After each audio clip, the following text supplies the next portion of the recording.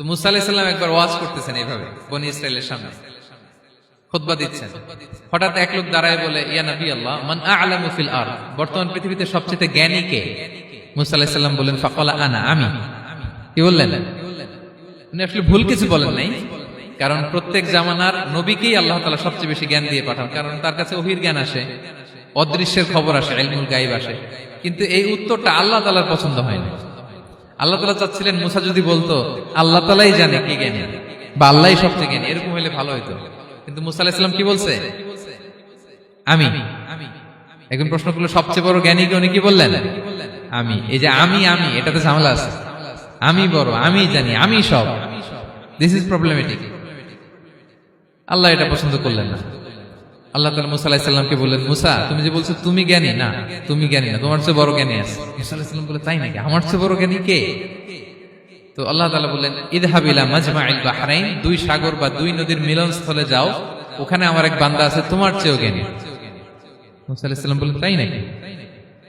তো আল্লাহ, আমি কিভাবে চিনব উনি কোথায় থাকে, কিভাবে বুঝবো? আল্লাহ বললেন, একটা বড় মাছ নাও, এটাকে ফ্রাই করো, এটাকে ফ্রাই করে একটা ঝুড়ির ভেতরে নাও, যেখানে এই মাছটা সাগরে ঢুকে যাবে ওখানে আমার বান্দাকে পাবে। তো উনি ওনার সহযোগী ইউশা ইবনে নুনকে নিয়ে হাঁটতে লাগলেন। হাঁটতে হাঁটতে এক জায়গায় ক্লান্ত হয়ে পাথরের পাশে বিশ্রাম নিলেন। ওই পাথর থেকে আবার এক ধরনের পানি বের হয়, এই পানিটারে বলে আবে হায়াতের পানি, মা উল হায়াত, জীবন নদীর পানি। এই পানি কোনো মৃত প্রাণী বা বস্তুর গায়ে লাগলে ওটা জীবিত হয়ে যায়।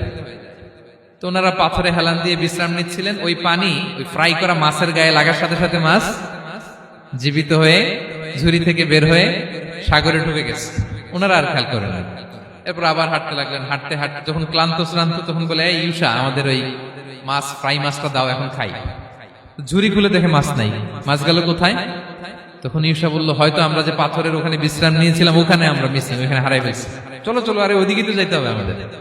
উনি গেলেন, যে দেখে মাছ যে জীবিত হয়ে বালুর দিকে নাড়াচাড়া করতে করতে সাগরে ঢুকে গেছে, ওখানে দাগ আছে। মুসা আলাইহিস সালাম ঢুকলেন সুরঙ্গ, ঢুকে দেখে চাদর গায়ে দিয়ে এক লোক শুয়ে আছে। সালাম দিলেন, আসসালামু আলাইকুম। ওই লোক চাদর আর সরায় না, ভিতর থেকে বলতেছে, ওয়ালাইকুম আসসালাম।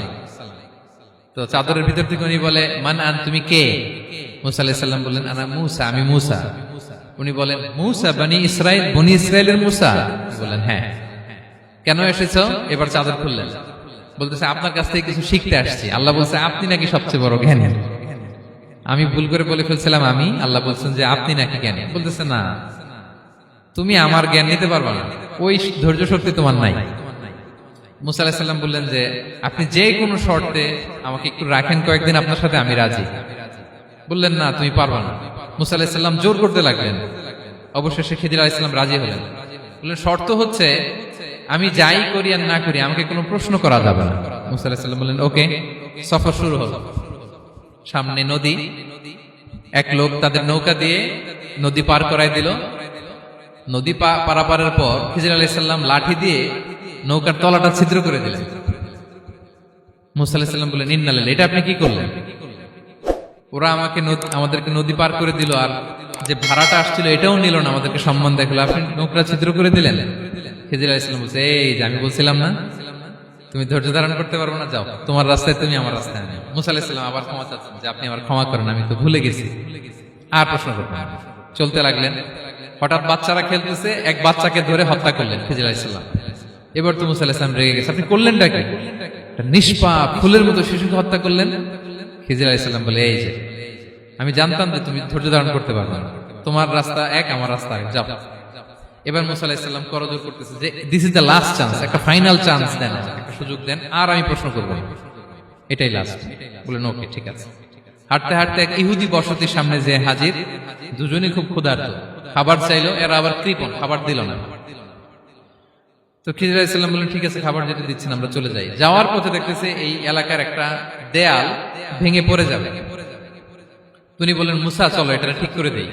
দুইজন মিলে প্রচন্ড ক্ষুধায় এটা সেটা এনে দেয়ালটা তৈরি করতেছে। মুসা আলাইহিস সালাম তো এমনি রাগী, পেটে আবার ক্ষুধা, আবার বলছে কিছু বলাও যাবে না। তিনি এবার আর প্রশ্ন করেন, বলতেছে, ওরা এত কিপটামি করলো আর আপনি এটা করে দিলেন, আপনি তো চাইলে এটা টাকা নিতে পারতেন, পারিশ্রমিক নিতে পারতেন চাইলে।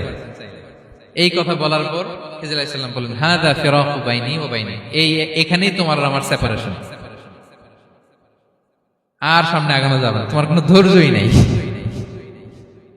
তো এতটুকু তোমাকে আমি বলি যে আমি একটাও আল্লাহর আদেশ ছাড়া করি নাই, আল্লাহর আদেশে আমি করেছি। কি? এক নম্বর হচ্ছে ওই যে আমাদের ভাড়া নিতে চাইলো না, আমাদেরকে পার করে দিল, নৌকাটা ছিদ্র করেছি কারণ এই এলাকায় একজন জালিম বাদশাহ আছে, সে নৌকা পেলেই গরিব মাঝিদের নৌকা সিজ করে নিয়ে যায়। তো এটাকে যখন তলায় ছিদ্র করে দিছি, এই রাজার লোকেরা এসে দেখবে যে এটা তলা ছিদ্র, পানি ঢুকতেছে, এটা আর নিবে না, ওরা পরে সামহাও এটা রিপেয়ার করে চালাইতে পারবে। মুসা আলাইহিস সালাম বলে সুবহানাল্লাহ, তাই তো, এটা তো আমি বুঝতে পারি নাই। আর ওই ছোট শিশুটাকে হত্যা করছি, ও অনেক বড় জালিম হবে এলাকা, তার ফিতনায় এলাকাবাসী তটস্থ থাকবে, সে তার মা বাবাকেও জাহান্নামে নেবে। এজন্য আল্লাহ তাআলা আদেশ দিয়েছেন আমাকে, আল্লাহর আদেশে আমি তাকে হত্যা করেছি। মুসা আলাইহিস সালাম বললেন, তাই তো, এটা তো অনেক ভালো কাজ করছেন। তাইলে তো বলতেছে, তাহলে ওইটা বলেন, খাবারও দিল না, এত কৃপণ, এদের দেয়াল কেন ঠিক করতে গেলেন আপনি? তখন তিনি বললেন যে আসলে এটা একটা ইয়াতিমদের ঘর ছিল, দুইটা ইয়াতিম শিশু, তাদের বাবা মা খুব ভালো ছিল, আর এই দেয়ালের নিচে আছে গুপ্তধন, এই দেয়ালটা পড়ে যাবে, এই গুপ্তধন তারা ছোট মানুষ নিতে পারবে না, এলাকাবাসী তাদেরকে বঞ্চিত করে নিয়ে যাবে। আমি দেয়াল গড়ে দিলাম যাতে করে তারা যখন প্রাপ্তবয়স্ক হয় নিজেদের সম্পদ নিজেরা বুঝে নিতে পারে। সুবহানাল্লাহ বিহামদিহি। মুসা আলাইহিস সালাম বলে, তাই তো, এগুলো তো আমি বুঝতে পারি নাই।